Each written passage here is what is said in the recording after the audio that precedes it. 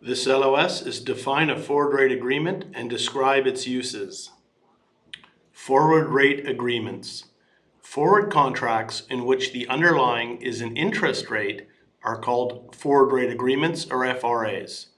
These instruments differ slightly from most other forward contracts in that the underlying is not an asset. Changes in interest rates, such as the value of an asset, are unpredictable.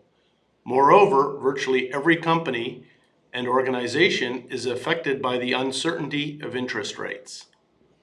Hence, FRAs are very useful devices for many companies. FRAs are forward contracts that allow participants to make a known interest payment at a later date and receive in return an unknown interest payment. In that way, a participant whose business will involve borrowing at a future date can lock in a fixed payment and receive a random payment that offsets the unknown interest payment it will make on its loan. Turning that argument around, a lender can also lock in a fixed rate on a loan it'll make at a future date. An FRA is a forward contract in which one party, the long, agrees to pay a fixed payment at a future date and receive an interest payment at a rate to be determined at expiration. FRAs are described by a special notation.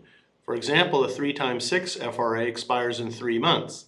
The underlying is a euro-dollar deposit that begins in 3 months and ends 3 months later, or 6 months from now.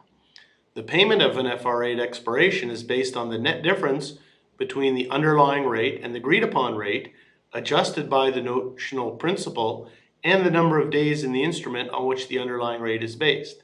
The payoff is also discounted, however, to reflect the fact that the underlying rate on which the instrument is based assumes that the payment will occur at a later date. And that's important, and that's why it's in bold there. Just going to work through the notation here for forward rate agreements. So the first one is a 1 times 3. That means the contract expires in 1 month, okay? And the rate is based on 60-day LIBOR, okay? So you can see that would be a 60-day LIBOR is 2 months. So 1 times 3, okay?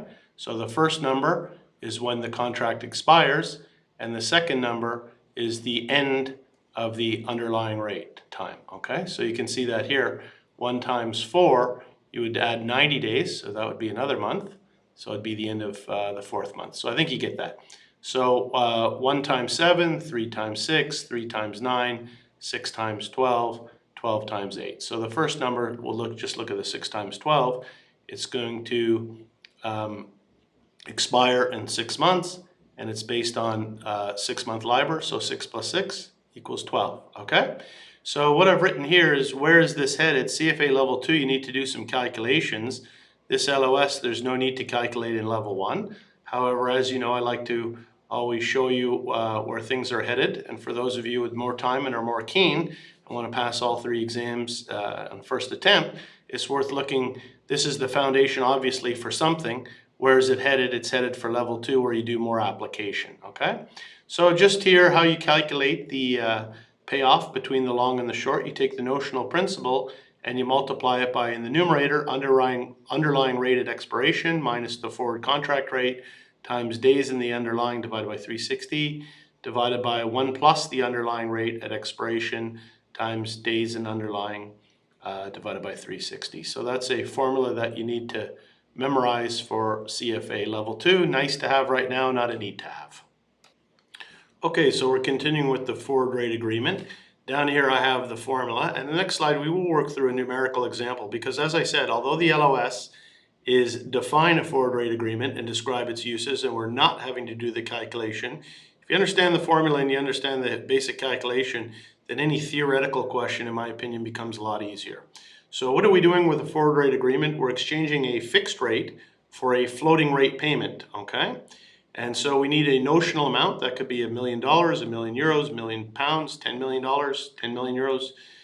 The fixed rate is the forward rate contract rate. So we have that here, the forward contract rate. That's the fixed rate. The floating rate, for example, LIBOR, is the underlying rate. So you can see we've got the underlying rate at expiration minus the forward rate, of course. And the long is going to pay the fixed rate and receive LIBOR. he's going to receive LIBOR minus the fixed rate, or he's going to pay the fixed rate minus LIBOR depending on the differences in the rates, okay? Now the forward contract rate represents the rate the two parties agree will be paid, and days in underlying rate refers to the number of days to maturity of the instrument on which the underlying rate is based, okay?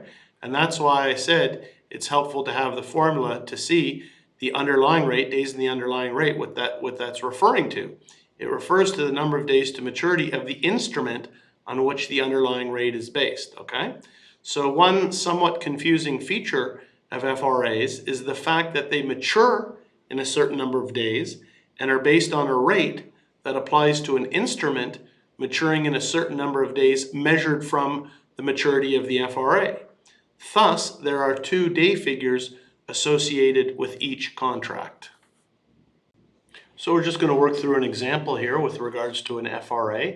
So consider a forward rate agreement expiring in 90 days for which the underlying is a 180-day LIBOR. Okay, so this would be a 3 times 9 because 90 days is 3 months from now plus 6 months. So 3 plus 6 would be 9. Okay, so get the notation right.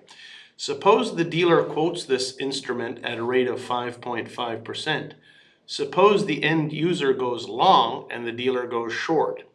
The end user essentially long the rate and will benefit if rates increase. The dealer is essentially short the rate and will benefit if rates decrease. The contract covers a notional principal, which we shall assume is $10 million, okay? The contract stipulates that at expiration, the parties identify the rate on a new 180-day LIBOR time deposits. This rate is called 180-day LIBOR. It is thus the underlying rate on which the contract is based. Suppose that at expiration in 90 days, the rate on 180-day LIBOR is 6%. That 6% interest will be paid 180 days later. So at expiration, then the end user, the party going long the FRA in our example, receives the following payment from the dealer, which is the party going short. So you can see again, I've got that formula, and this LOS is not to calculate, but it just helps your understanding with regards to forward rate agreements. And the calculation is not all that difficult. So you can see the notional principal, the 10 million, times the underlying rate at expiration is the 6%, minus the forward contract rate, which was the 5.5, times 180 over 360. So that's what they were talking about, the days in the underlying. It's the 180-day LIBOR, okay, divided by 360. So that's the numerator, 6% minus 5.5% times 180 over 360, divided by 1 plus the underlying rate at expiration, which you know is the 6%, times 180 over 360. So if you do the math, you're going to get 24,272. So the party going long in the FRA would receive the following payment from the dealer, which is the party going short, because the rate went up, okay? The dealer quoted a rate of 5.5%, and at expiration the rate was at 6%, so the party going long was the beneficiary. Just going to finish this LOS with one quick practice question. Which of the following best describes the forward rate of an FRA? A, the spot rate implied by the term structure, B, the forward rate implied by the term structure, or C, the rate on a zero coupon bond of maturity equal to that of the forward contract? B is correct. FRAs are based on LIBOR and they represent forward rates, not spot rates. Spot rates are needed to determine forward rates, but they are not equal to forward rates. The rate on a zero coupon bond of maturity equal to that of the forward rate contract describes a spot rate. And that's the last slide for this LOS. Thank you.